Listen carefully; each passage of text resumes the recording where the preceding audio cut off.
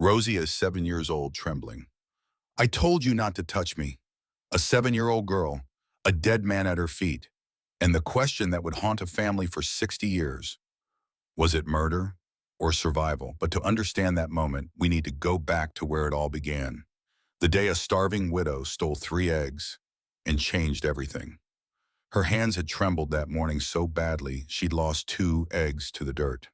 The yolks had spread like small deaths in the dust, and all she could think was, that's my children's dinner. Dying. All she could think was, that's my children's dinner. That's Micah's fever medicine. That's one more day we could have survived. The rifle barrel didn't waver. Neither did the voice behind it. You got 10 seconds to tell me why I shouldn't put a hole through you. Willa looked up. The man filled the henhouse doorway, blocking out the dawn. Tall, broad shoulders, a hat brim shadowing his face. The only thing she could see clearly was the rifle and the way his finger rested easy on the trigger, like he'd done this before. Her heart hammered against her ribs. Run, her mind screamed, but her legs wouldn't obey. All she could see was Rosie waiting in the hollow of that oak tree, one arm wrapped around Micah's fevered body, watching the tree line for a mother who might never come back. Willa's throat closed. When she finally found words, they came out broken. Because my babies are starving in those trees, and if you kill me, they'll die too. The rifle lowered, just an inch, but it was enough. The cowboy's jaw tightened. He studied her the way a man studies a lame horse before deciding whether to shoot it or save it. His eyes moved from her dirt-caked dress to her bleeding feet to the single egg still clutched in her trembling hand. Then he did something she didn't expect. He set the rifle against the henhouse wall and stepped into the light. How old are they? 60 years later, Rose Thornton Hayes would sit in that same ranch house and tell her granddaughter this was story. She would cradle her teacup with hands spotted by age, and her voice would steady as she reached back across the decades to that summer morning in 1873 when everything changed. Emma, Rose said, watching the girl fidget in her wedding dress, before you marry that boy tomorrow, let me tell you how a real man loves a woman. Emma rolled her eyes. She was 18 and modern and convinced that love in 1933 was nothing like love in her grandmother's dusty past. Grandma, it's different now. Women can vote. We can own property. We don't need men to save us anymore. I never said we needed saving. Rose set down her cup. I said, let me tell you how a man loves a woman. There's a difference. The sitting room smelled like lavender and old wood. Through the window, Emma could see the Montana hills rolling away toward the horizon, the same hills her grandmother had watched for 60 years. The ranch was smaller now. The cattle sold off, but the house still stood. Rose pulled a photograph from her pocket. It showed two people ancient, even by the standards of the photo, holding hands on a porch. The man's face was weathered as old leather. The woman's eyes were bright despite the silver in her hair. That's your great-grandfather, Caleb, and your great-grandmother, Willa, taken in 1918, 6 months before he died. She followed him 6 months after that. Doctor said heart failure, but I knew better. It was a broken heart. 60 years together, and she couldn't bear to live without him. Emma leaned closer. They look happy. They were, but they shouldn't have been. Rose traced the photo with one finger. This is the story of 3 broken souls who found each other in the Montana dust. A widow running from a monster, a rancher who had forgotten how to hope, and a little girl, me, who learned that family isn't who shares your blood, but who's willing to bleed for you. She looked up. Her eyes were gray, the same gray as the man in the photograph. Stay with me until the end, Emma, and you'll understand why your great-grandfather's grave is next to mine, even though we shared no blood. You'll understand what love really means. Emma settled into her chair. All right, Grandma, tell me. Rose smiled. It was the smile of a woman who'd lived a full life and made peace with all of it, the good and the ugly, and the parts that still woke her up at 3 in the morning. It starts with my mother, Willa Carter Finch, and the day she became a thief. Missouri, 11 days earlier. Willa packed by candlelight, her hands moving faster than her thoughts could keep up. Rosie huddled under the bed, one hand clamped over her mouth. Downstairs, Vernon's voice echoed through the farmhouse. Willa, where's my little Rosie? The floorboards creaked. He was climbing the stairs. Willa shoved a blanket into her bag, a spare dress, Samuel's tobacco tin with 13 cents inside. That was all. That was everything she owned in the world. 3 hours ago, she'd found Vernon in the barn with Rosie. The girl's dress was torn. Vernon's hand was in her hair. He'd been whispering things that made Willa's stomach turn. Such pretty hair, he'd said, just like your mother's used to be. Come sit on Uncle Vernon's lap, sweet girl. Rosie had run. Vernon had chased. Willa had stepped between them with a shovel raised and murder in her heart. Vernon had laughed, actually laughed. Then he'd slapped her so hard she'd tasted blood. She's mine now, he'd said. Samuel's dead. This farm is mine. These children are mine. And you. He'd grabbed her chin, forcing her to look at him. You're nothing. You got nothing. You are nothing. The judge had agreed with him that afternoon. Property disputes, he'd said, favored male blood relatives. Samuel's will didn't matter. Willa's name on the deed didn't matter. Her word against Vernon's didn't matter. Case dismissed, the judge had said. Mrs. Finch, you have until Sunday to vacate the premises. That gave her 3 days. She'd taken 3 hours instead. Now Vernon's footsteps stopped outside her bedroom door. Willa, I know you're in there. Let's talk like civilized people. His voice was smooth, reasonable, the same voice he'd used with the judge, the same voice he'd used with Rosie before his hands started wandering. Willa grabbed Rosie from under the bed and hauled her to the window. Micah was already outside, hidden in the bushes, 4 years old and burning with fever, but quiet. Her brave boy knew how to be quiet. Willa, I'm coming in. She threw the bag out the window, climbed through after Rosie, dropped 10 feet and hit the ground hard enough to feel it in her teeth. Behind them, Vernon kicked the bedroom door open. By the time he made it to the window, they were already running, 11 days. That's how long Willa dragged her children across the prairie. 11 days of sleeping in ditches and begging at farmsteads and watching her babies fade away piece by piece. Micah's cough worsened. The fever turned his skin hot enough to burn. At night, Rosie would press close to her brother, whispering prayers Willa had taught her before she'd stop believing in God herself. Please don't take Micah. Not like Daddy. Please. They walked west because west was away. West was where Vernon's reach ended. West was hope, or the ghost of hope, or at least the absence of certain death. Willa gave every scrap of food to her children. A farmer's wife handed them half a loaf of bread through a kitchen door, and Willa watched Rosie and Micah eat every crumb while her own stomach cramped with hunger. Mama, aren't you eating? Rosie had asked. I ate earlier, baby. The lie tasted like ash. On the 7th day, they reached Kansas. On the 9th day, they crossed into Montana territory. On the 10th day, Micah stopped walking. Just sat down in the middle of the road and refused to move. I can't, Mama. My legs don't work anymore. Willa carried him. A 4-year-old felt like a boulder after the first mile, like a mountain after the 5th. But she carried him anyway because that's what mothers did. They carried their children until their own bones broke. On the 11th day, Rosie's voice cut through the morning dark. Mama, Micah's burning up again. Willa crawled across the cold ground to where her children huddled under their one remaining blanket. She pressed her palm to Micah's forehead and felt the fever eating him alive. His lips were cracked and pale. His breath rattled like stones in a tin can. Shh, baby. She pulled him close. Mama's here. I'm hungry. His voice was barely a whisper. Real hungry. I know, baby, I know. Rosie watched with eyes too old for 7. Mama, are we going to die out here? Willa's throat closed up. She wanted to say no, wanted to promise everything would be fine. But she'd stopped making promises she couldn't keep somewhere around day 5. Not today, she said instead. Not today. The farmstead appeared through the cottonwoods just after sunrise. Willa stopped dead when she saw it. A real house, a real barn, chickens scratching in the yard like it was the most normal thing in the world.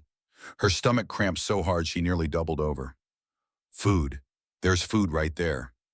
Rosie, she grabbed her daughter's shoulders. You see that big oak, the one with the hollow underneath? Yes, ma'am. Take your brother.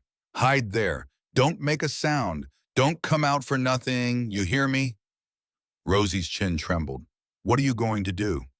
I'm going to get us breakfast. Mama, that's stealing. I know what it is. Willa knelt until she was eye level with her daughter. This child who'd already seen too much, who'd watched her father waste away and her uncle turn cruel and her whole world crumble to dust. Sometimes good people do bad things to survive, Willa said. That don't make them bad. It makes them desperate. You understand? Rosie nodded, but her eyes said she understood more than any child should. If I ain't back by the time the sun clears those trees, Willa's voice caught. Mama, no. Listen to me. If I ain't back, you take Micah and you keep walking west. Find a town. Find a church. Tell them your mama loved you more than anything in this world. She kissed both her children. Rosie's forehead, Micah's burning cheek. Then she stood and walked toward the farmstead, her heart hammering so loud she could barely think. The henhouse was easy to find. Willa slipped through the gap in the fence, keeping low, moving fast. The chickens barely stirred when she lifted the latch and ducked inside. 3 eggs, that's all she needed.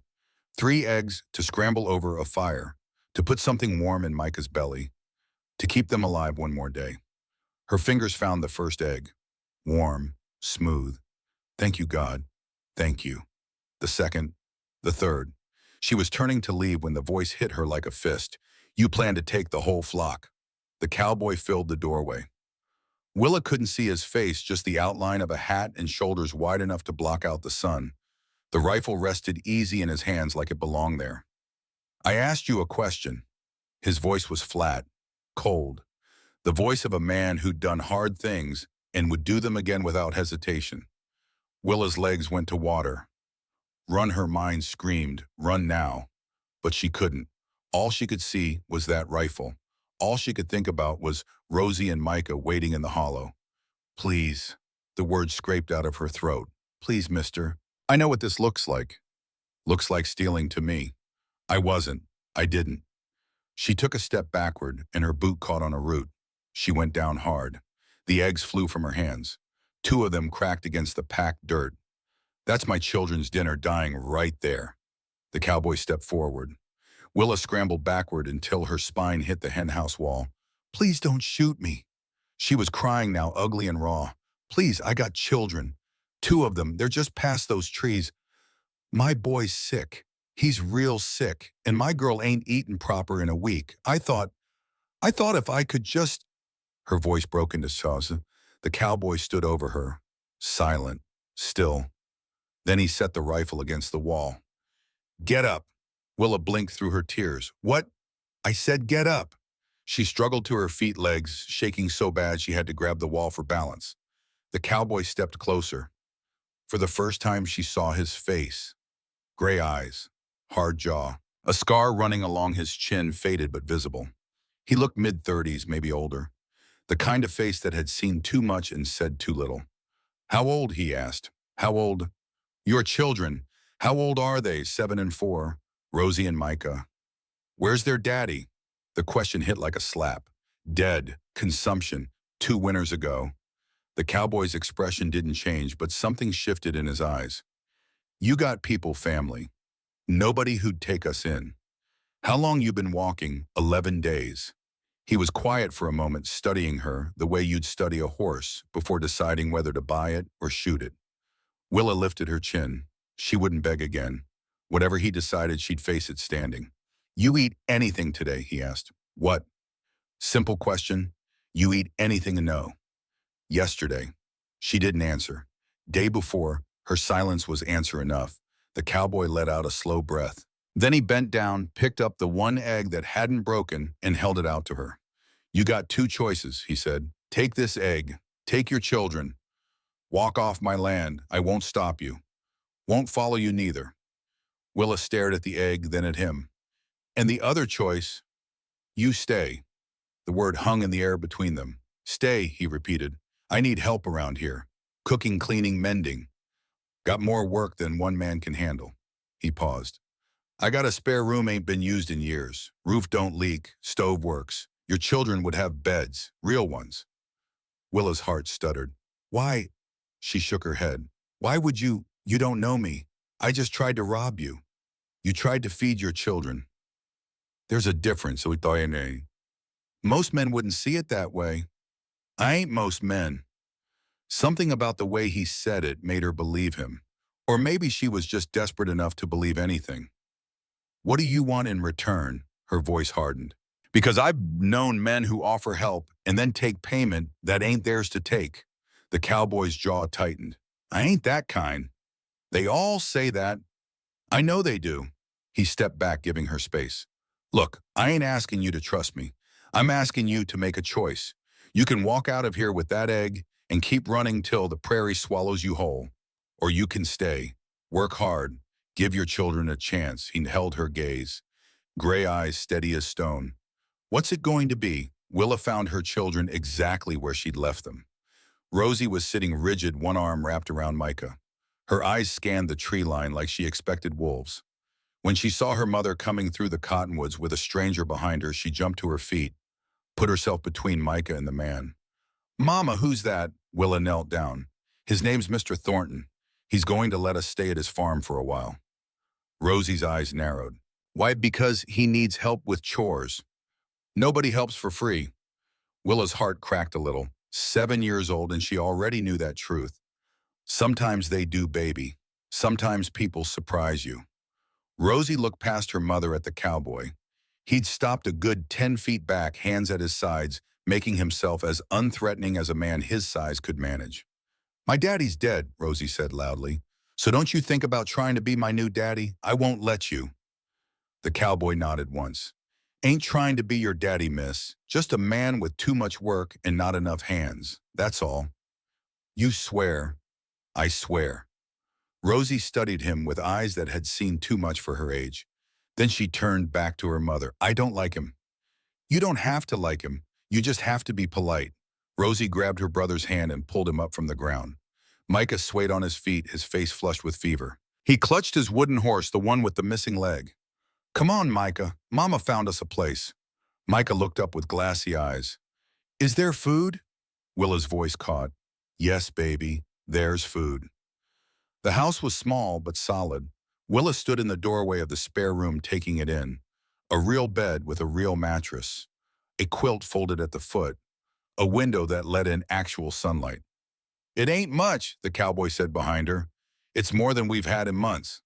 She laid Micah on the bed. His skin was burning. His breath rattled in his chest like stones in a tin can.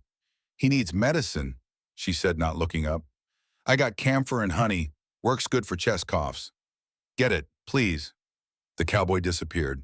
Came back a minute later with a small jar and a tin of dark honey. Willa mixed them together, rubbed the paste on Micah's chest the way her mama had taught her a lifetime ago. Breathe, baby, she murmured. Just breathe for mama. Rosie stood in the corner, arms crossed, watching the cowboy like he might sprout fangs any second. I'll make some broth, he said. Chicken's good for sickness. He left before Willa could respond. Rosie waited until his footsteps faded. Then she hissed, I don't trust him. I know. He could be lying about everything. I know. So why are we staying? Willa looked at her daughter, this fierce, frightened, furious little girl who'd had to grow up too fast. Because your brother might die if we don't. Rosie's face crumpled for just a second. Then she rebuilt it, brick by brick, the way she'd learned to do. Fine, but I'm watching him. I'm counting on it. That first night, Willa didn't sleep. She sat by Micah's bed, listening to his breathing, watching the fever sweat soak through his nightshirt. Every rattle in his chest made her flinch. Every whimper made her pray to a god she wasn't sure was listening anymore. Around midnight, there was a soft knock at the door. She opened it to find the cowboy holding a bowl of broth and a cup of water. Thought you might need this. Willa took the bowl. The broth was warm, the smell of chicken and onion rising up to meet her. You should eat too, he said. I'm fine. You ain't fine, you're dead on your feet. I said I'm fine. The cowboy studied her for a moment, then nodded. All right, but there's biscuits in the kitchen. When you're ready. He turned to go. Mr. Thornton. He stopped. Why are you doing this? The truth. He was quiet for a long moment. When he spoke, his voice was rough. My mama died when I was 22. Fever took her in 3 days. I buried her myself out behind the barn. He paused. After she passed, I walked into town looking for work. Had holes in my boots and dirt on my face. You know what folks did? Willa waited. They looked right through me, like I was nothing. Like I was already dead and just hadn't figured it out yet. He turned back to face her. I swore if I ever had anything worth having, I wouldn't be the kind of man who turns away someone in need. That's the truth, Mrs. Finch. Plain and simple. Willa held his gaze, looking for the lie, looking for the crack. She didn't find one. My name's Willa, she said quietly. You don't have to call me Mrs. Finch. Something shifted in his face. Not a smile, but close. All right, Willa, get some rest. He walked away. His footsteps faded into the dark. Willa stood there for a long moment, the bowl of broth warm in her hands. Then she went back to her son's bedside. And for the first time in 11 days, she let herself think that maybe, just maybe, they might survive this after all.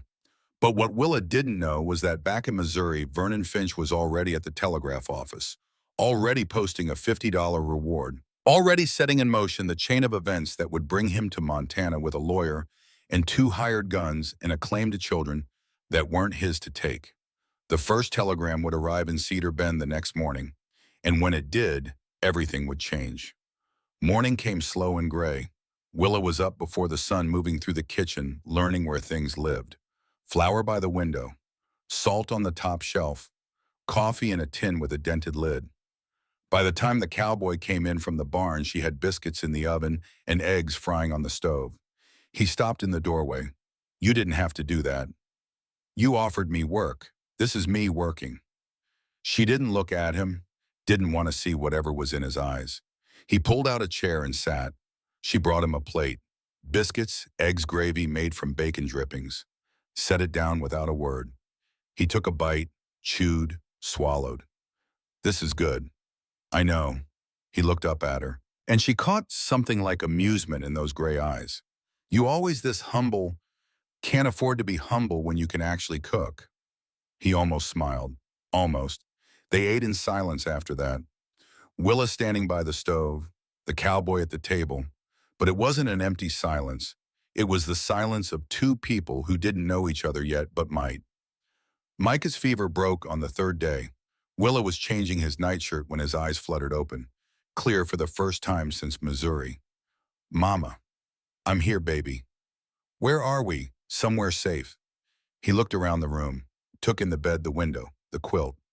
Is this heaven? Willa laughed. A real laugh. The first one in weeks. She pulled him close. No, baby. This is Montana. Oh, he thought about that. Is Montana nice? It's starting to be. But Rosie wasn't convinced. She watched the cowboy like a hawk watches a snake. Constant, suspicious, waiting for the strike. At meals, she refused to sit near him. When he spoke to her, she answered in one-word grunts. When Micah started following him around the farm, asking endless questions about horses and chickens and cows, Rosie would pull her brother aside and whisper things that made him look at the cowboy differently. On the 4th night, Willa found Rosie crying behind the barn. Baby, what's wrong? Nothing. Rosie. I said nothing. Willa sat down beside her and daughter in the dirt. Didn't care about her dress. You can tell me anything. You know that. Rosie was quiet for a long moment. Then in a voice so small it barely existed. What if he's like Uncle Vernon? Willa's blood went cold. What did Uncle Vernon do? Rosie shook her head.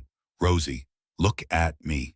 The girl looked up, tears streaming down her face. He said if I told anyone, he'd hurt Micah.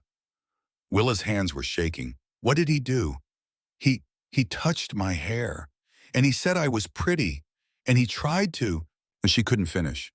Willa pulled her daughter into her arms, holding her so tight she could feel both their hearts breaking. He can't hurt you anymore, she whispered. I won't let anyone hurt you ever again. But what if Mr. Thornton? He won't. How do you know? Willa pulled back, looked into her daughter's eyes, red-rimmed, terrified, so young and so old at the same time. I'm watching him, baby, every second of every day. And if he gives me any reason at all to think he's not safe, we'll leave. I swear it on my life. Rosie studied her mother's face, looking for the lie, looking for the crack. You promise on Daddy's grave, on your daddy's grave. Rosie nodded slowly. She didn't say she trusted the cowboy, didn't say she felt safe, but she stopped crying. And when Willa led her back to the house, she didn't pull away. It wasn't much, but it was a start.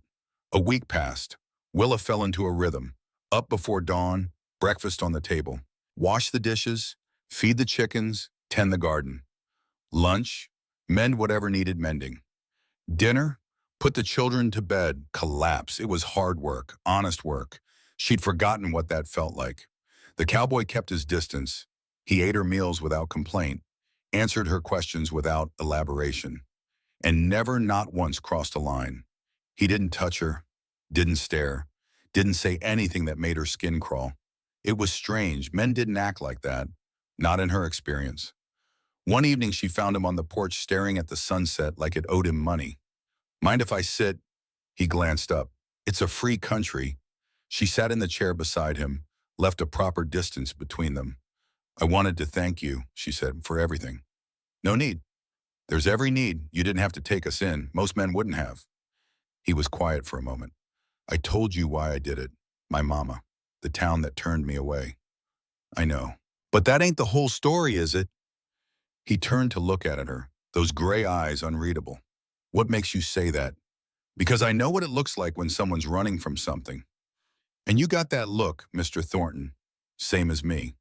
The silence stretched between them, thick, heavy. Finally he spoke. I was engaged once, 5 years ago. Woman named Clara. She was beautiful, smart, everything I thought I wanted. He looked back at the sunset. She lasted 6 months out here. Then one day I came home and found a note on the table. Said she was leaving with a railroad man who could give her the life she deserved. Said I was too quiet, too rough, too much. She was a fool. The words came out before Willa could stop them. He looked at her, surprised. I mean, she felt her cheeks flush. Any woman who'd leave a man with a good farm and a good heart for a railroad man is a fool. That's all. Something shifted in his face, something warm. You think I got a good heart? I think you haven't given me reason to think otherwise. Yet, he almost smiled. Yet. I'm a cautious woman, Mr. Thornton. Caleb. What? My name's Caleb. You don't have to call me Mr. Thornton. Willa felt her breath catch. All right, Caleb. They sat there in the fading light, watching the sun sink below the horizon. And for the first time in longer than she could remember, Willa felt something other than fear. She didn't have a name for it yet, but it felt like the beginning of something. That night, after the children were asleep, Willa stood at the window of her room and watched Caleb walk toward the barn. He moved like a man carrying weight, shoulders bent, head down, footsteps heavy. She thought about what he'd told her, about Clara, about being left behind, about building a life that no one wanted to share. She thought about her own story, Samuel wasting away, Vernon's cruelty. The 11 days of walking that had led her here. 2 broken people in the middle of nowhere trying to figure out how to keep going. He's not like the others, she thought. Or he's better at hiding it. Either way, she'd find out eventually. She always did. But 3 days later, everything changed. Caleb came back from town with supplies and a telegram. His face was tight when he handed it to her. Willa read it once, then twice. Then her hands started shaking so bad the paper fluttered like a caught bird. He found us. Her voice came out flat. Dead. Caleb took the telegram back. Read it himself. To Caleb Thornton, Thornton Ranch, Montana Territory. From Sheriff Dawson, Cedar Bend. Received inquiry from Missouri lawmen regarding woman and 2 children, matching description of your guests. Wanted for kidnapping and theft. Will need to bring them in for questioning. Arriving tomorrow noon. Willa's legs gave out. She sat down hard in a kitchen chair. I have to run, tonight, before he gets here. No. You don't understand. Vernon will take them. He has the law on his side. He has money. He has... Running won't work. Caleb's voice was steady. He'll just keep following, keep hunting. You'll spend your whole life looking over your shoulder. Then what do I do? Caleb looked at her, really looked. And in that moment, Willa saw past the hard exterior, saw the loneliness underneath, the fear, the desperate hope he was trying so hard to hide. You stay, he said. We figure this out. Together. From the doorway, Rosie's small voice cut through the tension. Why would you fight for us? You don't even know us. Caleb turned, looked at the 7-year-old girl with the 2 old eyes. I know enough. And somehow that was the truth. Rosie studied him for a long moment. Then she did something she'd never done before. She walked over and took his hand. Thank you for protecting us. Caleb's throat worked. Anytime, little one. Anytime. They stood there, the three of them, holding on to each other as the Montana night settled around them like a blanket. Vernon was coming. The sheriff was coming. The law was coming. But for the first time since Missouri, Willa didn't feel alone. And that made all the difference. The sheriff arrived at noon the next day, just like the telegram promised. Willa was hanging laundry when she heard hoofbeats on the road. Her hands froze on a wet shirt. The clothespin fell into the dirt. Sheriff Dawson was a thick man with a badge that caught the sunlight. He rode up slow, taking his time like he wanted everyone to see him coming. Caleb emerged from the barn. His jaw was set. His hand rested easy on his hip, close to where his pistol hung. Stay inside, he said to Willa. His voice was quiet, but there was steel underneath. Take the children. Who is that, the law or what passes for law in these parts? He didn't look at her. Go. Willa grabbed Rosie and Micah and pulled them into the house. They watched through the kitchen window as the sheriff dismounted. Morning, Thornton, the sheriff's voice carried across the yard. Heard you got company. Caleb stepped onto the porch, put himself between the sheriff and the house. What's it to you? Got a telegram from Missouri. Woman matching your guest description is wanted for kidnapping. The sheriff pulled a piece of paper from his coat. Says here she took 2 children that ain't hers, stole family property. Might be I need to take her in for questioning.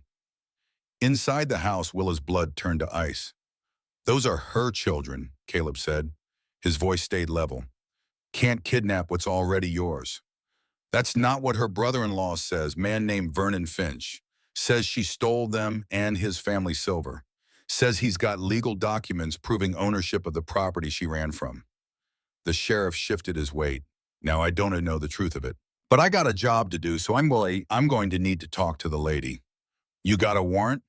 Not yet, but I can get one. Then you got no business here. Caleb's hand stayed near his pistol.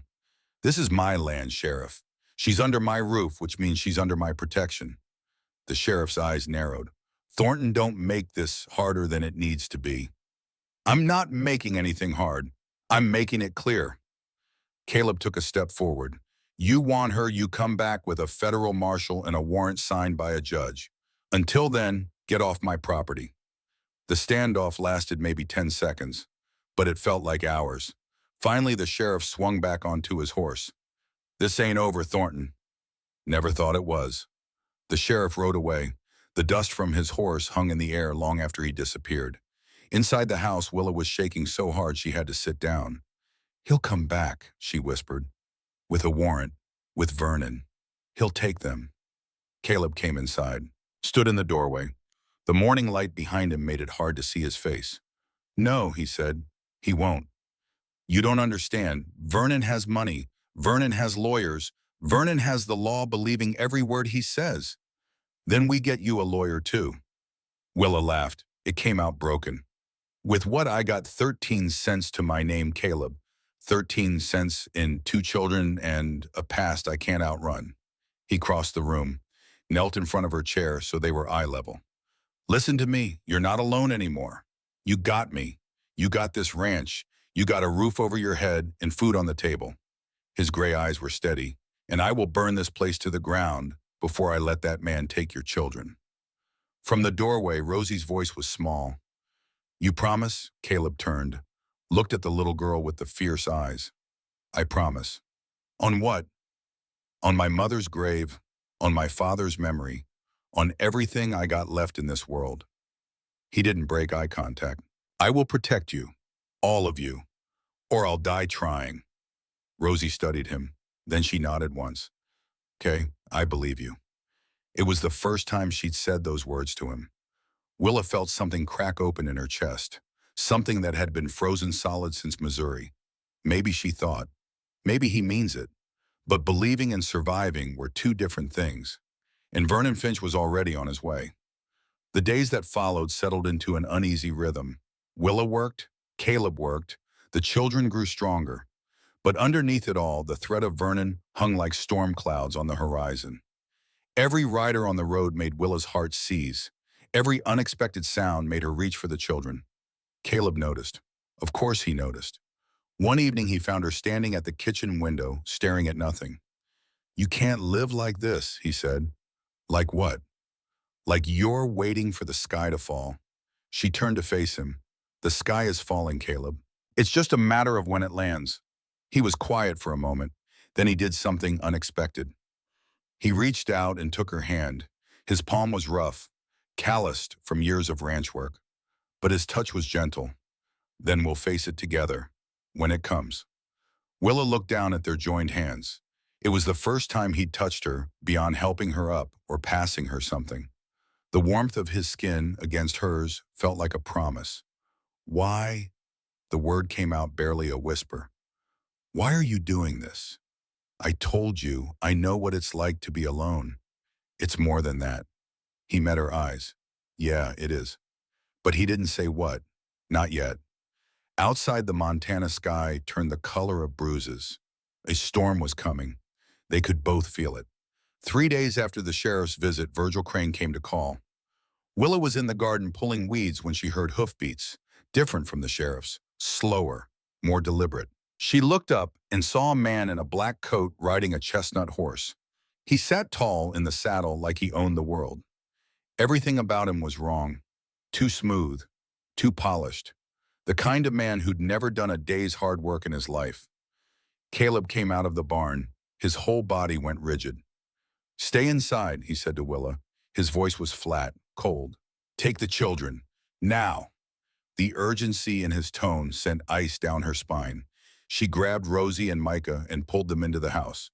They watched through the window as the stranger dismounted. "Afternoon, Thornton." The man's voice was smooth, cultured, wrong. "It's been a while." "Not long enough, Crane." Caleb's hand stayed near his pistol. "Now is that any way to greet an old friend?" "We ain't friends." Crane smiled. It didn't reach his eyes. "No, I suppose we're not after what happened with your father." Willa saw Caleb's hands clench into fists. "What do you want?" "Just a friendly visit." Crane's eyes drifted toward the house, toward the window where Willa stood. "Heard you got yourself some company. A woman and 2 young ones." "That ain't your business." "Everything in this valley is my business, Thornton. You know that." Crane clasped his hands behind his back, started walking toward the fence like he was inspecting property he already owned. "I just wanted to make sure you hadn't forgotten our arrangement. I paid off my father's debt. Every cent. We're square." "Oh, the debt's paid. But the land—" Crane pulled a document from his coat. "That's still in question." He held it up. Even from the window, Willa could see the official-looking seal. "See, I found some old paperwork in the territorial office. Seems your grandfather's claim wasn't properly filed, which means technically this land reverts to whoever held the original Spanish grant." His smile widened. "That'd be me." "That's a lie." "Prove it." Crane tucked the paper back into his coat.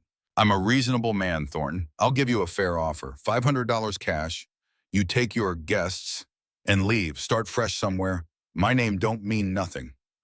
$500. It was more money than Willa had seen in her entire life. But Caleb's face didn't change. "Get off my land." "Think about it," Crane said, mounting his horse. $500 is generous. More than this dirt farm will ever be worth." He paused, looked toward the house again. His eyes found Willa in the window. "Oh, and I heard an interesting rumor in town yesterday. About your lady friend. Seems she's wanted back in Missouri. Something about kidnapping." He let the words hang in the air. "Be a shame if the sheriff had to come back. This time with a warrant." Willa's heart stopped. Crane tipped his hat. "You've got until Sunday to think about my offer. After that," he shrugged. "Well, accidents happen on ranches. Fires, stampedes. Tragic, really." He rode off without looking back. Caleb stood there for a long moment, his shoulders rigid, his breath coming hard. Then he turned and walked past the house without a word. Willa found him behind the barn 10 minutes later. He was staring at a wooden cross stuck in the ground. No name, no dates, just 2 pieces of wood nailed together. "Is that—" "My father." His voice was rough. "Virgil Crane killed him 6 years ago." Willa stepped closer. What happened? The story came out in pieces. Caleb's father had borrowed money from Crane during a bad winter, needed it for seed. When he couldn't pay it back fast enough, Crane sent men to collect. They beat him so bad he never walked again. Died 3 months later, drowning in his own lungs. Caleb's hands were shaking. I paid off every cent after he passed. Thought that would be the end of it. But it wasn't. Crane don't want money. He wants this land. The spring on the north end feeds half the valley. Whoever controls it controls who lives and who dies in dry years. He turned to face her. In the fading light, she could see the rage in his eyes, old and deep and barely contained. That's why you live alone. You're protecting the land. I'm all that's left, his voice cracked. My grandfather homesteaded this place 50 years ago, broke his back clearing these fields. My father died protecting it. If I give it up, he looked back at the cross. What was it all for? What did they die for? Willa understood then, the weight he carried, the loneliness he'd chosen. He'd buried his parents and his future and locked himself away because losing meant erasing everything they'd built. They died because they were stubborn, she said quietly. You don't have to make the same mistake. You don't understand. Then make me understand. He was quiet for a long moment. When he spoke, his voice was barely a whisper. My mother loved this place. She used to say the land was alive, that it had a heartbeat, a soul. He looked at Willa. Right before she died, she made me promise. Promise I'd never let them take it. Promise I'd fight. And you have fought for 6 years. And I'll keep fighting for 6 more, for 60 more, until they bury me next to my father. The words hung between them, heavy, final. But Willa stepped forward anyway, took his hand. Then we fight, she said, together. He stared at her. This ain't your battle. Yes, it is. You gave me and my children a home when we had nothing. You stood up to the sheriff. You promised to protect us. She squeezed his hand. Now I'm promising to stand with you. Whatever comes. Willa Crane is dangerous. He'll come after you too. Let him try. Her eyes were steel. I've been running my whole life, Caleb, from poverty, from Samuel's death, from Vernon. I'm tired of running. Something shifted in his face. Not hope, not quite, but something close. You're either the bravest woman I ever met, he said quietly, or the craziest. Probably both, he almost smiled. They stood there in the gathering dark, holding hands by his father's grave. 2 broken people trying to hold on to something bigger than themselves. And in that moment, Willa felt the first real stirring of something she'd thought died with Samuel. Not love, not yet, but the possibility of it. The next afternoon, Micah was playing by the well. Willa was inside kneading bread dough. Through the window, she could see him running in circles with his wooden horse making galloping sounds. Then she heard him scream. Not the playful scream of a child at play, the terrified scream of a child in mortal danger. Willa's hands were still covered in flour when she ran outside. Micah was backed against the stone wall of the well. In front of him, coiled and rattling, was the biggest rattlesnake she'd ever seen. Time slowed to a crawl. The snake's head was raised. Its body tensed, ready to strike. Micah's face was white with terror. Willa was too far away. She'd never reach him in time. Don't move, baby. Her voice came out steady, even though her heart was trying to break out of her chest. Don't move an inch. Mama, shh, stay still. Mama's going to fix this. Her eyes scanned the yard, looking for something, anything. Then she saw it, Caleb's rifle leaning against the barn wall 20 feet away. She ran, grabbed the rifle, raised it to her shoulder. The snake's rattle grew louder. Willa's hands were steady, her breathing slowed, her vision narrowed to a single point. She squeezed the trigger. The gunshot split the air. The snake's head exploded. Its body writhed in the dirt, headless, already dead. Micah burst into tears and ran to his mother. Willa dropped the rifle and caught him. Held him so tight she thought she might break them both. It's okay, baby. It's okay. You're safe. Behind them, Caleb came running from the north pasture. He stopped when he saw the dead snake. The rifle. Willa still holding Micah. What happened? Snake, Willa managed. It was going to... She couldn't finish. Caleb walked over, kicked the snake's body away from the well. Then he looked at Willa with something like awe. Where did you learn to shoot like that? Willa's hands were shaking now. The adrenaline was draining away, leaving her hollow. My father was a buffalo hunter, taught me when I was 10, said every woman should know how to protect herself. It was the first time she'd mentioned her father since arriving at the ranch. Caleb picked up the rifle, checked it. You dropped this snake at 30 yards. One shot, clean kill. I told you, my father taught me. He taught you well. Rosie came running from the house, saw the dead snake, saw Micah crying in their mother's arms. What happened? Mama shot a snake, Micah said, his voice muffled against Willa's shoulder. It was going to bite me, and Mama shot it dead. Rosie looked at the snake, then at Willa, then at Caleb.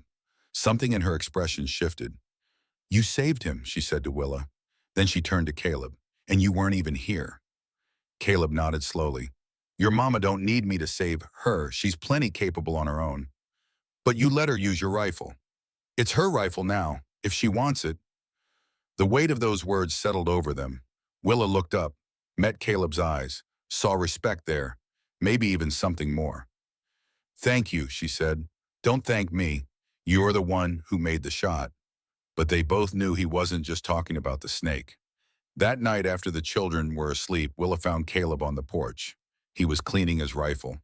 Her rifle, she corrected herself. He'd meant what he said. Can I ask you something? She said. Anything. Why did you give me the rifle? His hands stilled on the cleaning cloth. Because you earned it. Most men wouldn't see it that way. Most men would say a woman's got no business with a gun. I ain't most men. He looked up at her. You saved your son today. You made a shot I couldn't have made. That rifle's yours by right. Willa sat down beside him, close enough that their shoulders almost touched. My father used to say the same thing, that a woman with a rifle was just as dangerous as a man, maybe more because nobody expected it. She smiled at the memory. He'd be proud, knowing I remembered what he taught me. What happened to him? Died when I was 15, got caught in a blizzard hunting. By the time they found him, he'd frozen solid. Her voice went quiet. My mother followed 6 months later. Couldn't live without him. I'm sorry. Don't be. They had a good life, a good love. She paused. That's what I thought I had with Samuel, but it wasn't the same. Samuel was kind, but he was weak. When the consumption took him, he just gave up, stopped fighting. It was the first time she'd said it out loud. The truth she'd been carrying for 2 years. You must have loved him, though, to give him 2 children. I did, but not the way my mother loved my father. Not the kind of love that makes you want to follow someone into death. She looked at Caleb. I think there are different kinds of love, and some are stronger than others. He held her gaze. What kind of love are you looking for? The kind that doesn't break when things get hard. The kind that stands and fights instead of running away. That's a tall order. I know, she smiled, but I'm starting to think it might exist. The air between them shifted, grew warmer despite the cool Montana night. Caleb reached out, tucked a strand of hair behind her ear. His fingers brushed her cheek. Willa. The sound of hoofbeats cut through the moment. They both stood. Caleb's hand went to his pistol. A rider came out of the darkness. Old Silas, the neighbor from 5 miles south. His horse was lathered and blowing hard. Caleb, Silas gasped, sliding off his mount. You need to see this. He handed over a crumpled piece of paper. Caleb read it. His face went white. What? Willa asked. What is it? He handed her the paper without a word. It was a wanted poster, $50 reward. For information leading to the capture of Willa Carter Finch, wanted for kidnapping and theft. At the bottom, in neat script, contact Vernon, Finch, Missouri. And below that, in fresher ink, subject believed to be in Montana territory. Last seen Cedar Bend area. He's close, Silas said. Got off the train in Cedar Bend this afternoon. Brought 2 men with him, asking questions about a widow with 2 kids. Willa couldn't breathe. The poster fell from her hands. I have to leave, tonight, before he finds us. No. Caleb grabbed her shoulders. Running won't work. You know that. Then what do we do? Her voice was rising, panic clawing at her throat. He'll take them, Caleb. He'll take my children, and there's nothing I can do to stop him. Yes, there is. He said it so calm, so certain. What, marry me? The words hung in the air. Impossible. Insane. What, marry me, Tom, tonight before he gets here? Caleb's eyes were intense. If you're my wife, he can't touch you. Can't touch the children. The law says a husband has rights over his household. He'd have to go through me to get to any of you. Caleb, you can't. We barely know each other. I know you'd die for those kids. I know you're the strongest woman I've ever met. I know, his voice caught. I know I'd rather spend 1 year with you than a lifetime alone. Willa stared at him, searching for the lie, the angle, the trap. She found none of it. Why, she whispered, why would you do this? And then he said the words that would change everything. The words that would haunt her dreams and warm her heart for the next 60 years. Because I'm terrified that one morning I'll wake up and you'll be gone. That I'll find a note on the table saying I wasn't enough.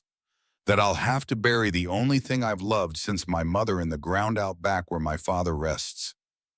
His voice broke on the last word. I'm terrified of being alone again, Willa. And I'm even more terrified that if you walk away, I'll let you. Because I'm a coward who doesn't know how to ask for what he wants. It was the most words she'd ever heard him say at once. And every one of them was true. Willa felt tears streaming down her face. I'm afraid too, she whispered. I'm afraid you'll wake up one day and realize we're dead weight. That you married a woman with nothing to offer but 2 hungry mouths and a past that won't stay buried. She touched his face. His skin was rough beneath her palm. I'm afraid you'll regret the moment you lowered that rifle in the henhouse. I could never regret that moment. His hand covered hers. It's the best thing I ever did. The silence stretched between them, heavy with everything unsaid. Then Willa did something she'd sworn she'd never do again. She chose to trust. Yes. Caleb's eyes widened. Yes. Yes, I'll marry you. She laughed through her tears. God help us both, but yes. He pulled her into his arms, held her like she was the only solid thing in a world gone liquid. From the barn doorway, Rosie's voice cut through the darkness. Does this mean Mr. Caleb is going to be my stepfather? They broke apart. Willa's heart seized. Rosie, baby, how long have you been? Long enough. Rosie stepped into the moonlight. Her face was unreadable. Are you really going to marry him? If you're okay with that. Rosie looked at Caleb, then back at her mother. Will he live with us? Eat breakfast with us? Tuck us in at night? Yes, Willa said. And will he protect us from Uncle Vernon? Caleb knelt down, eye level with the 7-year-old. With my life, he said. Rosie studied him, those 2 old eyes seeing right through to his soul. Then she did something none of them expected. She threw her arms around his neck. Okay, she whispered. You can marry Mama, but if you hurt her, I'll put spiders in your boots. Despite everything, Caleb laughed. Fair enough. The preacher arrived at midnight. Old Silas had ridden back to Cedar Bend to fetch him. Preacher Matthews was a thin man with wire spectacles and a Bible worn soft from use. He didn't ask questions. One look at Willa's tear-stained face and Caleb's iron jaw told him everything. You sure about this? He asked, setting his Bible on the kitchen table. We're sure, Caleb said. The preacher looked at Willa. Ma'am, she nodded. Her throat was too tight for words. All right then, let's begin. The ceremony took less than 5 minutes. No flowers, no music, no fancy dress or gold ring. Just 2 people standing in a kitchen, making promises they hoped they could keep. Do you, Caleb Thornton, take this woman to be your lawfully wedded wife? I do. Do you, Willa Finch, take this man to be your lawfully wedded husband? Willa looked at Caleb. His gray eyes were steady, certain. He'd known her 3 weeks. 3 weeks, and he was willing to put everything on the line. I do. Caleb reached into his pocket, pulled out a thin silver band. It was my mother's, he said quietly. I want you to have it. Willa's hand shook as he slipped it onto her finger.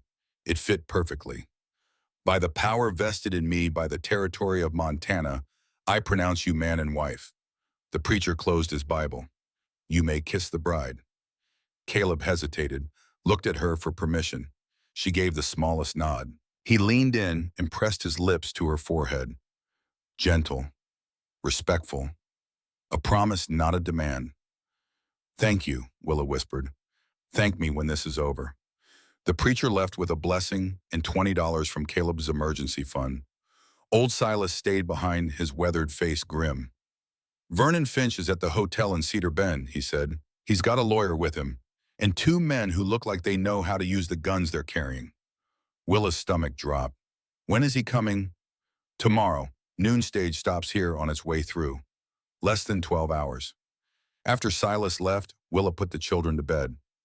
Micah fell asleep easily exhausted from the day's excitement, but Rosie lay rigid under her quilt, eyes wide open. Mama. Yes, baby. Are you really married now? I am. Does that mean Mr. Caleb? Does that mean Pa is my stepfather? Pa. She'd never called him that before. It does. Rosie was quiet for a long moment. Is Uncle Vernon really coming tomorrow? Willa's heart cracked. Yes, baby, he is. Is he going to take us away? No. Willa grabbed her daughter's hands. No, he is not. I won't let him. Caleb won't let him. You understand me? Nobody is taking you anywhere. But what if there is no what if? You are my daughter. Micah is my son. And nobody is ever going to separate us. I swear it on my life. Rosie's chin trembled. Then she threw her arms around Willa's neck and held on like she was drowning. I'm scared, Mama. I know, baby. I'm scared too. But you're still fighting. Being scared don't mean being weak. Being scared means you understand what's at stake. And when you understand what's at stake, you fight harder. Rosie pulled back, looked into her mother's eyes. Is that what you're going to do tomorrow, fight? With everything I got. A small flame flickered in Rosie's eyes. Not hope, not yet, but something close. Okay, Mama, I believe you. Willa stayed until Rosie's breathing evened out. Then she slipped out of the room and closed the door softly behind her. Caleb was waiting in the hallway. She all right? No, but she will be. Willa leaned against the wall. Exhaustion crashed over her like a wave. What are we going to do, Caleb? Really, we're going to stand our ground. And if that ain't enough, it has to be enough. But they both knew it might not be. They ended up in his bedroom, their bedroom now. The reality of it hung between them like smoke. I can sleep on the porch, Caleb said. If you want. No, stay. They lay in bed fully clothed, a careful distance between them. The room smelled like wood smoke and leather. The mattress was softer than anything Willa had slept on in months. Caleb. Yeah, I ain't ready for. She gestured vaguely. I mean, my heart's still healing. From Samuel. From everything. I know.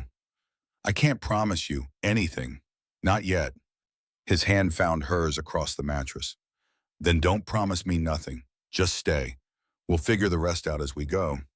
She squeezed his fingers. You really mean that? Every word. They fell asleep like that, holding hands in the dark.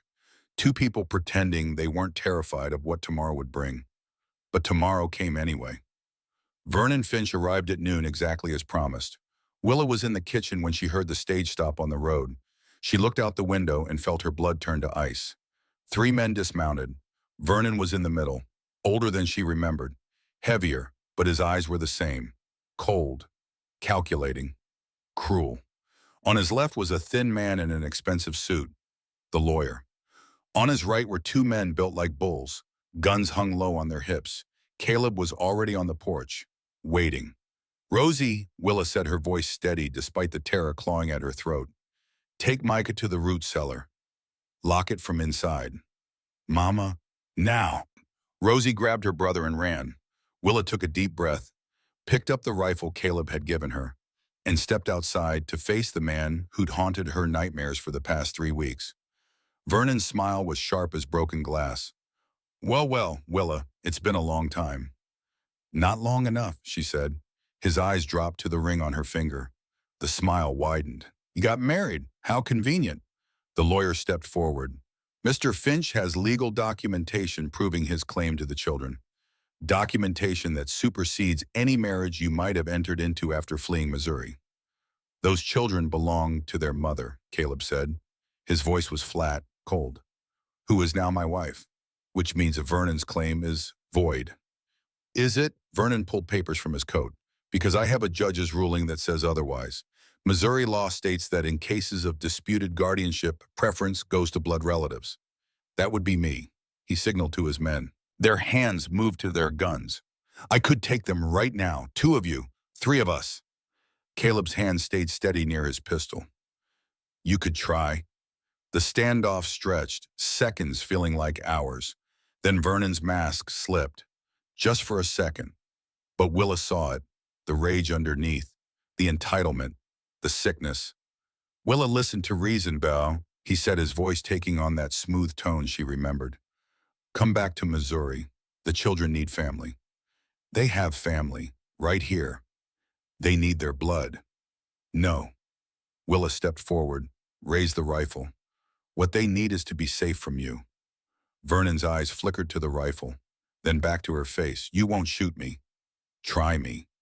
She meant it. He could see it in her eyes. For the first time since arriving, Vernon looked uncertain. This isn't over, he said. His voice had lost its smoothness. Now it was just angry, raw. I'll get a federal warrant. I'll come back with the marshal. And when I do, no marriage certificate is going to save you. Then I guess we'll be waiting, Caleb said. Vernon's jaw clenched. He looked like he wanted to say more, wanted to do more. But the rifle in Willa's hands didn't waver. Finally, he mounted his horse. You've made a powerful enemy today, Willa. Both of you, and I always collect what's mine. They were never yours, she said. He rode away, the lawyer and the hired guns following. But Willa knew the truth. This wasn't over. It was just beginning. Because Vernon Finch wasn't the kind of man who accepted defeat. And 3 days from now, under cover of darkness, he would return, not to talk, not to negotiate, to take what he believed was his no matter who had to die. 3 days passed like the calm before a storm. Caleb rode into Cedar Bend and came back with news. Vernon had filed papers with a territorial judge. A federal marshal was coming from Helena. 2 weeks, maybe 3. We've got time, Caleb said. But his eyes said something different. Willa knew better than to believe in time. Time was a luxury people like her never had. She spent those 3 days teaching Rosie to shoot. Not rabbits or targets. People. If someone's coming at you, Willa said, guiding her daughter's small hands on the pistol grip, you aim for the chest, center mass. Don't try to wound. Don't try to scare. You shoot to stop them. Rosie's face was pale but determined. What if I miss? You won't. Not if you remember what I taught you. But what if I do? Willa knelt down, looked her daughter in the eyes. Then you shoot again and again until they stop coming. It was a terrible thing to teach a 7-year-old. But Willa had learned the hard way that terrible things happen whether you were ready for them or not. Better to be ready. On the third night, old Silas came riding hard up the road. His horse was foam-flecked and blowing. They're coming, he gasped. Tonight, Vernon and another man. I saw them leave the hotel after dark, riding this way. Caleb's jaw tightened. How many? Just 2. But one of them looked wrong. Big man, black coat, rides like he owns the world. Willa's blood went cold. Crane. They're working together, Caleb said. His voice was flat, dead. Vernon wants the children. Crane wants the land. They figured they could help each other. He grabbed his rifle, started loading ammunition into his pockets. Silas, go to Harker's place. Tell him to gather the men. Anyone who will come. We're going to need them. That'll take an hour at least. Then ride fast. After Silas left, Caleb turned to Willa. His eyes were harder than she'd ever seen them. Take the children to the root cellar. Lock it from inside. Don't come out until I tell you. No, Willa, no. She picked up the rifle he'd given her. I can shoot. You know I can. You need every gun you got. And who watches the children? From the doorway, Rosie's voice cut through the argument and, I will. They both turned. The little girl stood there in her nightgown, her face set with a determination that made her look far older than 7. I can lock the cellar from inside. I can keep Micah quiet. And if anyone tries to come down there, she held up the small pistol Willa had been teaching her with. I know what to do. Baby, you're 7 years old, Willa said. I know how old I am. Rosie lifted her chin. I also know Uncle Vernon ain't coming back to talk. I know he's coming to take us. And I know I'd rather die fighting than go back to Missouri with him. The words hung in the air. Too adult, too aware, too true. Caleb knelt down until he was eye level with Rosie. You understand what you're saying? If things go bad up here, you're the last line of defense for your brother. That's a big responsibility. I know. And you ain't scared. I'm terrified. Her voice was steady. But Mama said being scared don't mean being weak. It means you understand what's at stake. Caleb's eyes glistened. Your mama's a smart woman. I know that too. He stood, looked at Willa. You sure about this? No. She wasn't sure about anything. But she was tired of running, tired of hiding, tired of letting fear make her decisions. I'm sure. All right then. He handed her a box of ammunition. You take the kitchen window. Best sight line to the road. I'll be on the porch. What about when Harker's men get here? If they get here in time. His voice was grim. Vernon and Crane ain't coming to talk, Willa. They're coming to take. And they won't care who gets hurt in the process. He was right. She could see it in her mind. Vernon sneaking toward the cellar while Crane kept them occupied. Grabbing Rosie, Micah, disappearing into the Montana night. Unless they stopped him first. Willa sent Rosie and Micah to the cellar. Gave her daughter one last hug. Remember what I taught you, she whispered. I will, Mama. And if the worst happens, it won't. Rosie's eyes were fierce. Because you're going to stop them. You and Pa. Pa. She'd been calling Caleb that more and more often. Willa watched her daughter climb down the ladder, heard the lock click into place. Then she took her position at the kitchen window and waited. The moon was high when they came. Two riders moving slow and quiet through the cottonwoods. One was Vernon. Willa would know that silhouette anywhere. The other was Crane. Even in darkness, his black coat stood out like a wound. They stopped at the edge of the property, conferring, planning. Then they split up. Crane rode straight toward the house, bold, confident, like he knew exactly what he was doing. Vernon circled around toward the barn, toward the cellar entrance hidden behind it. Willa's heart seized. Caleb, Vernon's going for the cellar. I see him. Caleb's voice was steady. You take Crane, I'll handle Vernon. But that's not how it happened. Because just as Caleb stepped off the porch, just as he was moving to intercept Vernon, Crane's voice cut through the night. I wouldn't do that, Thornton. Caleb froze. Crane had a rifle aimed directly at the house, at the kitchen window, at Willa. Drop your weapon, Crane said, or I put a bullet through your pretty wife's head. For 3 seconds, nobody moved. Then Caleb dropped his rifle. Good man. Crane dismounted, kept his weapon trained on the window. Now, we're going to have a civilized conversation about property rights, and you're going to listen very carefully. Behind the barn, Vernon disappeared from view. Willa's blood turned to ice. He was going for the cellar, going for her children. She raised her rifle, aimed at Crane through the window. I've got a better idea, she called out. You get on your horse and ride away, both of you, or I shoot you where you stand. Crane laughed. Mrs. Thornton, I have a rifle pointed at this house. You shoot me, I shoot your husband. Are you willing to make that trade? Her hands were shaking. The rifle felt like it weighed 1,000 pounds. Caleb's voice cut through her panic. Willa, don't. But Vernon, oh, I know, but you can't save everyone, not this way. She wanted to scream, wanted to shoot, wanted to do something other than stand there helpless, while Vernon got closer to her children. Then she heard it.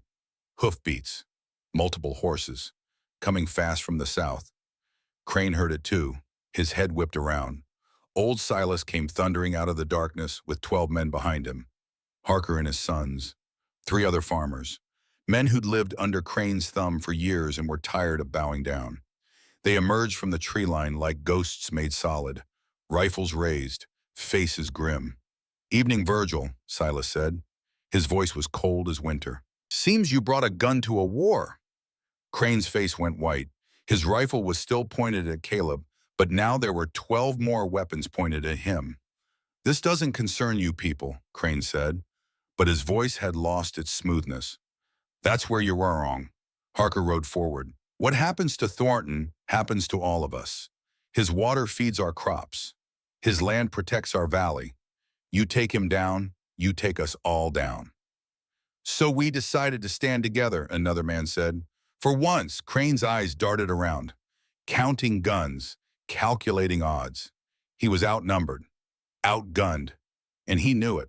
But Vernon didn't, because Vernon was already at the cellar door, already lifting the wooden hatch, already climbing down the ladder into the darkness where two children waited. In the cellar, Rosie heard footsteps above. She pulled Micah behind her, raised the pistol with both hands the way Mama had taught her. The hatch opened, light spilled down. Vernon's face appeared at the top of the ladder, smiling. That same smooth smile he'd used before he started touching her hair. Hello, Rosie. I've come to take you home. This is home. Her voice didn't shake. Mama would be proud. Vernon climbed down the ladder, slow, deliberate, like he had all the time in the world. Now, Rosie, don't be difficult. You know you belong with me, you and Micah both. Family stays together.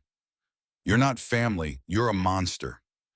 His smile faltered, just for a second. Then it came back colder than before. Put the gun down, sweet girl. You're not going to shoot me. Yes, I am. No, you're not, because you're a good girl, and good girls don't hurt people. He was 3 feet away now, close enough that she could smell the whiskey on his breath, close enough that she could see the wrongness in his eyes, close enough to grab her. Vernon lunged. Rosie pulled the trigger. The gunshot was deafening in the small space. Vernon staggered backward. His hand went to his chest, came away red. You... His voice was disbelief, shock. You shot me. I told you I would. Rosie's hands were shaking now. The pistol felt like it weighed 1,000,000 pounds. I told you not to touch me. Vernon collapsed against the cellar wall. His breathing came in wet, rattling gasps. You were supposed to be mine, he whispered. Blood bubbled on his lips. My little girl. Mine. I was never yours. He tried to say something else, but the words turned to coughs, then to silence. Vernon Finch died in the darkness of a Montana root cellar, killed by the 7-year-old girl he'd tried to claim as his own. Rosie dropped the pistol. Her whole body was shaking. Micah was crying. Rosie, what happened? What did you do? I protected us, she said. Her voice sounded far away, like it belonged to someone else. Just like Mama said. Outside, Willa heard the gunshot. Her heart stopped. Rosie, she breathed. Then she was running.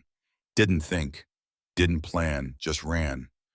Caleb tried to grab her. Willa, wait, but she was already gone. Crane saw his chance. With everyone distracted by the gunshot, he raised his rifle, aimed at Caleb's back. Should have sold when you had the chance, Thornton. He pulled the trigger. The shot took Caleb in the leg. He went down hard, blood spreading dark across his pants. Willa heard the second gunshot, turned, saw Caleb on the ground. Everything went red. She raised her rifle. Didn't aim, didn't breathe, just fired. The bullet caught Crane in the shoulder, spun him off his horse. His rifle clattered to the ground. Willa was on him before he could move. Rifle barrel pressed to his forehead, finger tight on the trigger. Give me one reason, she said. Her voice was ice. One reason why I shouldn't blow your head off right now. Crane stared up at her. For the first time since she'd met him, he looked scared. You won't do it, he said, but he didn't sound certain. Try me. You killed Caleb's father. You tried to steal this land. You came here with guns and threats and terror. Her finger tightened. Why shouldn't I end you? From behind her, Caleb's voice came strained with pain. Willa, don't. He shot you. I know, but if you kill him, you'll carry it forever. And you've carried enough. She wanted to pull the trigger. God, she wanted to. Every fiber of her being screamed for justice, for revenge, for this man to pay for what he'd done. But Caleb was right. She'd carried Samuel's death, Vernon's abuse, 11 days of starvation and fear. She'd carried it all until her shoulders bent with the weight. She didn't want to carry one more death. Willa lowered the rifle, shot Crane in the other shoulder instead. He screamed, clutched his wounds. That's for Caleb's father, she said. Now get on your horse and ride. And if I ever see your face in this valley again, next time I won't miss your head. Harker's men helped Crane onto his horse. He rode away clutching his shoulders broken and bleeding and defeated. They would hear later that he died in Colorado. Fever from infected wounds. Nobody in Bitter Creek Valley mourned him. Willa ran to Caleb. He was sitting up, his face pale but alive. The bullet had gone through the meat of his thigh. Painful but not fatal. "You're an idiot," she said, pressing her hands to the wound. "Getting shot like that." "Had to. He was going to shoot you." "I had it handled." "I know. You're terrifying when you're angry." Despite everything, she laughed. It came out like a sob. Then she remembered. "Rosie." She ran to the cellar, threw open the hatch. Rosie was sitting on the bottom step, Micah in her arms. Vernon's body lay crumpled against the wall. "Mama," Rosie's voice was small, broken. "I shot him. He tried to grab me, and I shot him." Willa climbed down, pulled her daughter into her arms. "I know, baby, I know." "Is he dead?" "Yes." Did I do wrong?" Willa pulled back, looked into her daughter's eyes, saw the trauma there, the guilt, the fear. "No, baby, you did what you had to do. You protected yourself. You protected your brother. You survived. But I killed someone. You killed a monster who was trying to hurt you. That's not murder, Rosie. That's survival." Rosie started crying then, great heaving sobs that shook her whole body. Willa held her through it all, rocking her like she had when Rosie was a baby, whispering words of comfort that felt inadequate but were all she had to give. Above them, old Silas appeared at the cellar entrance. "Sheriff's coming. Heard the shots." He saw Vernon's body. His face went grim. "What happened?" "Self-defense," Willa said. Her voice was steel. "He broke into my home, tried to kidnap my children. My daughter defended herself. She's 7 years old. And she's alive. That's all that matters." Silas was quiet for a moment. Then he nodded. "I'll make sure the sheriff understands." Sheriff Dawson arrived with the sunrise, took statements from everyone, examined Vernon's body, looked at the wounds on Caleb's leg and Crane's abandoned horse. Finally, he stood in the yard and addressed the gathered crowd. "Far as I can see, this was self-defense. Clear cut. Man broke into a home, tried to take children that weren't his, got himself killed for the trouble." He looked at Rosie, who was clinging to Willa's hand. Girl did what she had to do. He mounted his horse. Vernon Finch came here with violence in mind. He got violence in return. That's frontier justice for you. After the sheriff left, the crowd began to disperse, but Harker stayed behind. "Thornton," he said, "what you did here, standing up to Crane, that took guts." "I didn't do it alone." "No, you didn't." Harker looked at the assembled farmers. "We stood together. Maybe it's time we kept doing that, watching out for each other, instead of letting men like Crane pick us off one by one." One by one, the men nodded, a silent agreement forming. They had won, not just the battle, but something bigger. They had found their strength in unity. 1 week later, Willa sat beside Caleb's bed while he healed. The bullet wound was clean, no infection. He'd walk with a limp for a while, but he'd walk. "You scared me," she said quietly. "I know, I'm sorry. Don't apologize, just don't get shot again." "I'll try." They sat in comfortable silence, the kind of silence that came from knowing each other beyond words. Finally, Caleb spoke. "I thought I knew what love was, thought it was soft words and easy promises. But I was wrong." Willa looked at him. "What is it then?" "Love is standing in front of a man with a rifle and not flinching.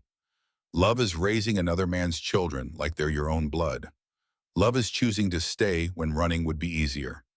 He reached for her hand. "Love is you." Willa felt tears streaming down her face. "I love you too.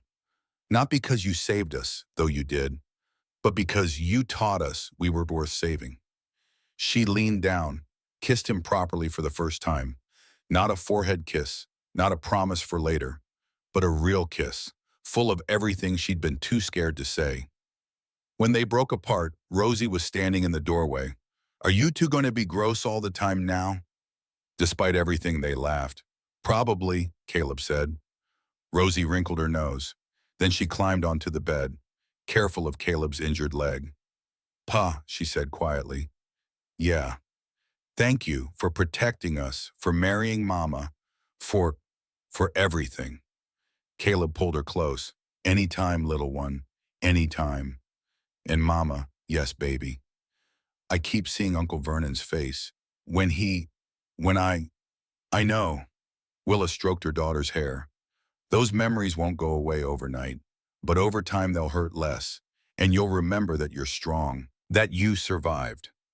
Will you help me remember every day? They sat there, the three of them, a family forged not in blood, but in choice, in fire, in the kind of love that didn't break when things got hard. 3 days later, the entire valley gathered at the ranch. Harker had brought food. Other families brought supplies. Someone had even dragged a piano out from Cedar Bend. Preacher Matthews stood on the porch, Bible in hand. Folks, he said, 3 weeks ago, Caleb and Willa married out of necessity, out of fear, out of a need to protect what mattered most. He looked at them, standing together, Caleb with his cane, Willa with her children. Today I'm giving them the chance to marry again, not out of fear, but out of choice.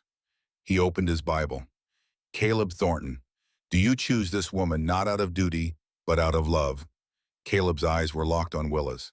Every day, for the rest of my life. Willa Thornton, do you choose this man not for protection, but for partnership? Every day, for the rest of my life. Then by the power of choice, which is the strongest power God ever gave us, I pronounce you husband and wife, again.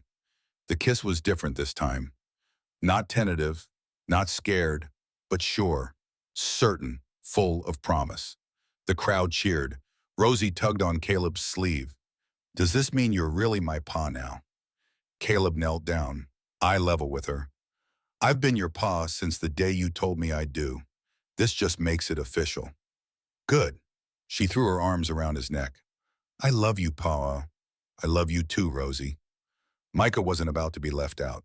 He crashed into the hug, all elbows and enthusiasm. A group hug, he shouted. Willa joined them. 4 people holding on to each other like they were the only solid things in a shifting world. And maybe they were. 1 year later, in 1874, the baby came on the first warm day of spring. Willa labored through the night while Caleb paced the kitchen and Rosie tried to keep Micah calm. When the sun rose, they heard the first cry, a girl, small but strong, with Willa's dark hair and Caleb's gray eyes. Clara Grace, Willa said, holding her daughter for the first time. Clara for your mother, Grace for my grandmother. Caleb's eyes were wet. She's perfect. Rosie peeked over the edge of the bed. She's so small. Was I that small? Smaller, Willa said. Come meet your sister. Rosie climbed up carefully, touched the baby's tiny hand with one finger. Hi, Clara. I'm your big sister, and I'm going to teach you everything Mama taught me. How to shoot, how to be brave, how to protect the people you love. Micah pushed in next to her. And I'm going to teach you about horses. She can't even hold her head up, dummy. Don't call your brother a dummy, Willa said. But she was smiling. This was what she'd fought for.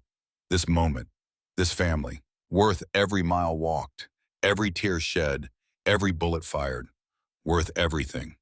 10 years later, summer 1883, the ranch had grown.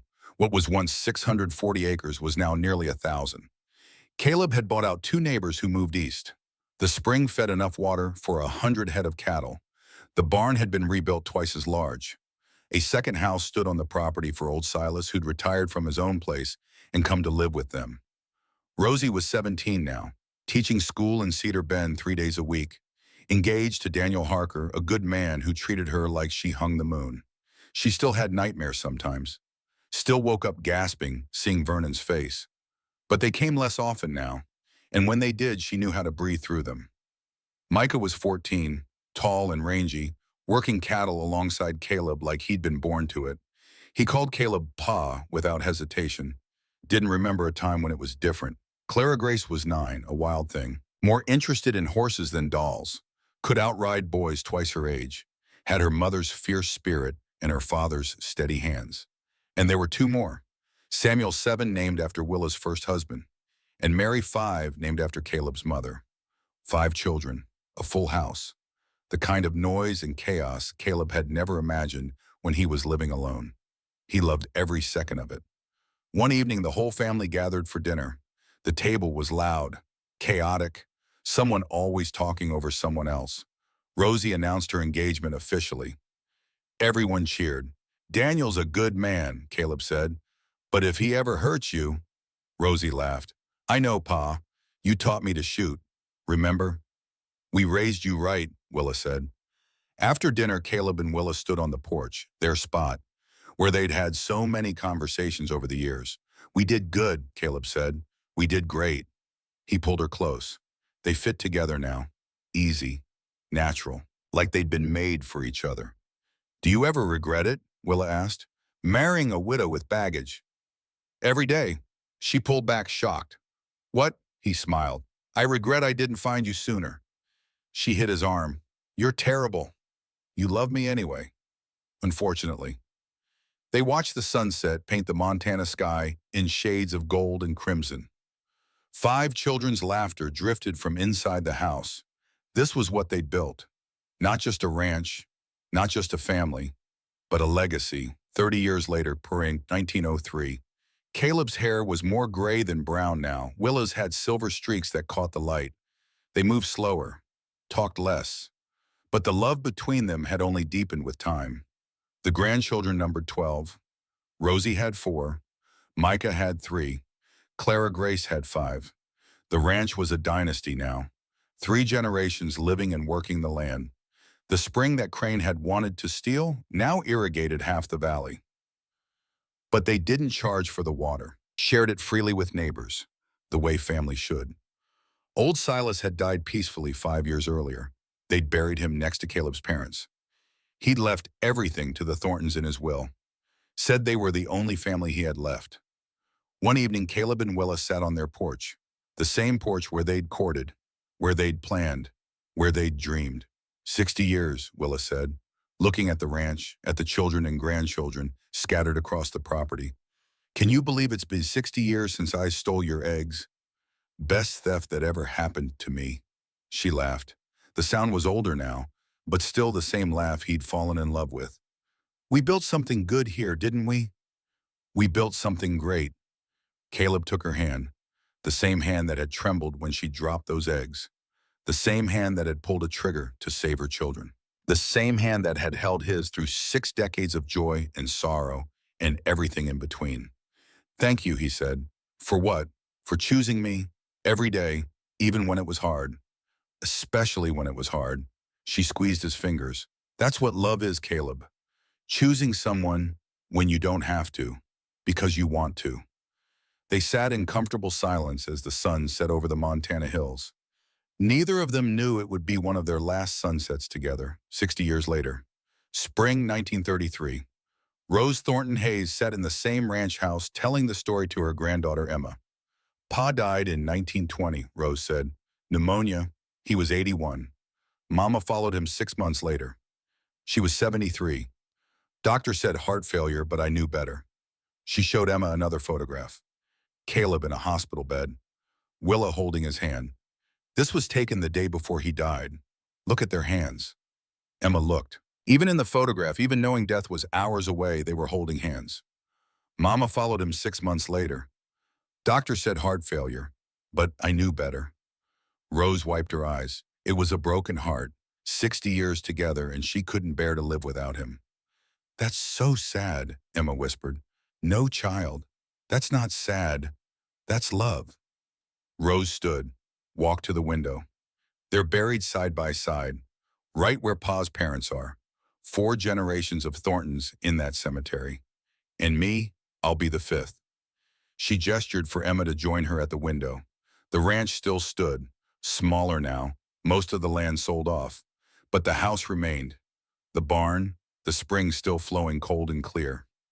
"This is what they built," Rose said. "Not just land, not just property, but a home, a legacy, proof that 2 broken people can make something whole." Emma was quiet for a moment. Then she asked the question Rose had been waiting for.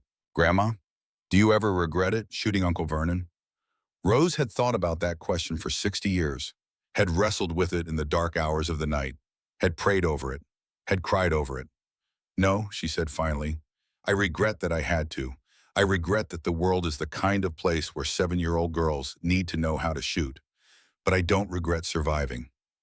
I don't regret protecting my brother. And I don't regret the life I got to live because of it. She turned to Emma. That's what I need you to understand. Tomorrow you're marrying a boy who says he loves you. And love is good. Love is necessary. But love isn't enough on its own. She took Emma's hands. You need to choose him. Every day. Especially when it's hard. Especially when he disappoints you. Especially when you're tired and scared and want to run. Rose's grip tightened. That's what Mama and Pa taught me. That family isn't who shares your blood. It's who you choose to bleed for. Emma was crying now. I'll remember, Grandma.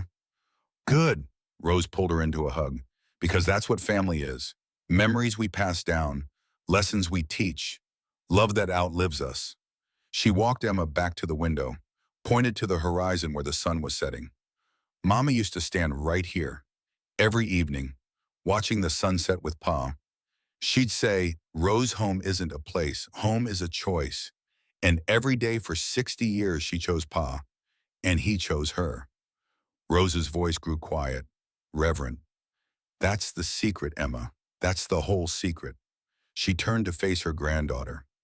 Saw Samuel's eyes, saw Willa's spirit, saw the continuation of everything they'd built. Now come on, let's get you ready to build your own home, your own choice, your own legacy.